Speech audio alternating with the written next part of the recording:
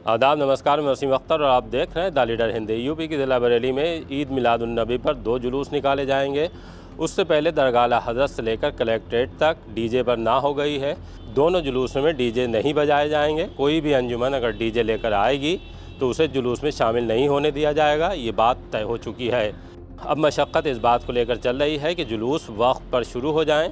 पहला जुलूस जुमेरात के दिन 4 सितंबर को पुराना शहर में मुन्ना खां के नीम से निकाला जाएगा। इस जुलूस की आयोजक अंजुमन इत्तेहादुल मुस्लिमीन है। हमने उसके सदर इमशाद हुसैन से बात की। उनका कहना है कि जुलूस को हर हाल में दोपहर 2 बजे तक शुरू कर दिया जाएगा। उसके लिए पुराना शहर की तमाम मस्जिदों में आह्वान किया गया है कि नमाज 1 बजे से 1:30 बजे के बीच अदा कर ली जाए। नमाज वक्त से अदा होगी तो उसके बाद फिर जुलूस को वक्त पर शुरू करना भी मुमकिन हो जाएगा। इसी तरह से अगर हम दूसरे जुलूस की बात करें, जिसकी आयोजक अंजुमन खुद्दाम रसूल है, उसकी तरफ से भी ये तैयारी की जा रही है कि जुलूस को 2 बजे हर हाल में शुरू कर दिया जाए। दिक्कत यह है कि दूसरे दिन वाला जो जुलूस है 5 सितंबर का, उस दिन जुमा पड़ रहा है। जुमे की नमाज़ अगर हम बरेली की बात करें तो ज़्यादातर मस्जिदों में 2 बजे से 2:30 बजे और 3:30 बजे आखिरी नमाज दरगाह हज़रत की रज़ा मस्जिद में होती है। इसके लिए मस्जिदों के इमामों का आह्वान किया गया है कि वह अपनी मस्जिदों में जुमे की नमाज का वक्त 1 बजे से 1:30 बजे के बीच तय कर लें। अपनी कमेटियों नमाजियों से बात कर ली जाए कि नमाज का वक्त किस वक्त सही रहेगा। बेहतर यही है कि 1 से 1:30 बजे नमाज हो जानी चाहिए। नमाज जल्दी होगी तो उसके बाद जुलूस को भी जल्द शुरू किया जा सकता है। इसके लिए दरगाह हज़रत के प्रशासनिक प्रमुख हाजी जावेद खान ने एक वीडियो जारी किया है। उन्होंने तमाम इमाम हजरात से यही गुजारिश की है कि 1 से 1:30 बजे तक जुमे की नमाज अदा कर ली जाए।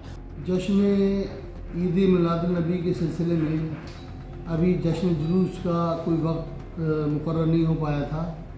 इस सिलसिले में दरगाह हज़रत से एक अपील जारी की गई है, जिसमें 2 बजे से लेके और 2:30 बजे के बीच में जुलूस मोहम्मदी को आप से निकाला जाएगा 5 सितंबर 2025 को। अब उस दिन जुमे का दिन पड़ रहा है, तो जितने भी इमाम हजरात हैं मस्जिदों के, तो अपने नमाजियों के साथ और अपनी मस्जिद की कमेटियों के साथ मशवरा करके जुमे की नमाज 1 बजे कर दें तो बेहतर रहेगा। उसमें सारे अंजुमनें टाइम से पहुंच पाएंगी। इस बार आका का 1500 साला जश्न है। उससे पहले जिस तरह से ईद मिलादुन्नबी के जुलूसों को लेकर मशक्क़त की जा रही है, तमाम तरह की जिद्दोजहद चल रही हैं। अगर हम पिछले जुलूसों की बात करें तो उसमें तमाम तरह की छूट दी जाती रही, जिसकी वजह से डीजे आम हो गया जुलूस में। अब डीजे को रोकने की कोशिश हो रही है, तो उसको लेकर विरोध भी सामने आ रहे हैं। हालांकि किसी भी तरह के विरोध को नहीं माना गया है, चाहे वो आयोजक अंजुमन हो, दरगाह हज़रत हो, उलमाए कराम हो। अब आखिरकार कलेक्ट्रेट में डीएम की सदारत वाली बैठक में भी तय हो गया है कि अगर आयोजक अंजुमन नहीं चाहती हैं तो फिर कोई भी अंजुमन डीजे के साथ जुलूस में शामिल नहीं हो पाएगी। दरअसल बार बार ये बात उठ रही है कि आखिर क्या वजह रही कि जुलूसों में इस तरह की चीज़ें शामिल होने लगी। जुलूस की अगर हम बात करें तो ये रहमतुल्लिल आलमीन हज़रत मोहम्मद मुस्तफ़ा सल्लल्लाहु अलैहि वसल्लम की याद में निकाला जाता है। उनकी याद में जश्न मनाया जाता है और तमाम नौजवान बुज़ुर्ग बच्चे इस जुलूस में सज धज कर आते हैं। करीब 250 से ज़्यादा अंजुमन एक जुलूस में शामिल होती हैं और करीब 150 अंजुमनें दूसरे जुलूस में शामिल होती हैं।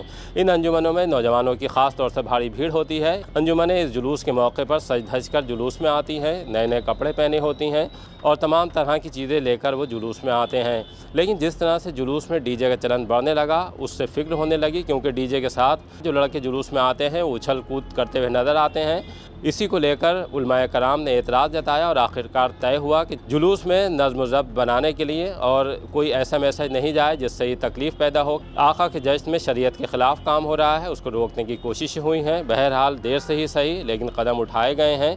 उसमें थोड़ी दिक्कतें तो आ रही हैं, लेकिन ये लंबा प्रोसेस है। अगर लगातार इस पर काम किया जाएगा, नौजवानों को समझाया जाएगा कि जो वो कर रहे हैं वो शरीयत का हिस्सा नहीं है, जिस तरह का वो जश्न मना रहे हैं उसकी शरीयत इजाज़त नहीं देती। जहाँ तक ख़राबियों का सवाल है तो वो समझाने से ही दूर होंगी। ये बात भी चल रही है कि लगातार इस मसले पर मस्जिदों से भी समझाया जाए और इसके अलावा उलमाए कराम की जो तकरीर होती हैं, मिलाद की महफ़िलें होती हैं, उनमें भी नौजवानों को ये बताया जाए कि जो वो कर रहे हैं वो सही नहीं है। बात को समझाने में थोड़ा वक्त लगता है, लेकिन आखिरकार वो समझ में आ ही जाती है। हमें भी उम्मीद है कि जिस तरह से उलमाए कराम और दरगाह हज़रत से कोशिशें हो रही हैं, वो कोशिशें अगले साल ज़्यादा प्रभावी तरीके से सामने आएंगी। उसके लिए अब इंतज़ार ही कर सकते हैं। देखते रहिए द लीडर हिंदी, खरी बात मजबूती के साथ।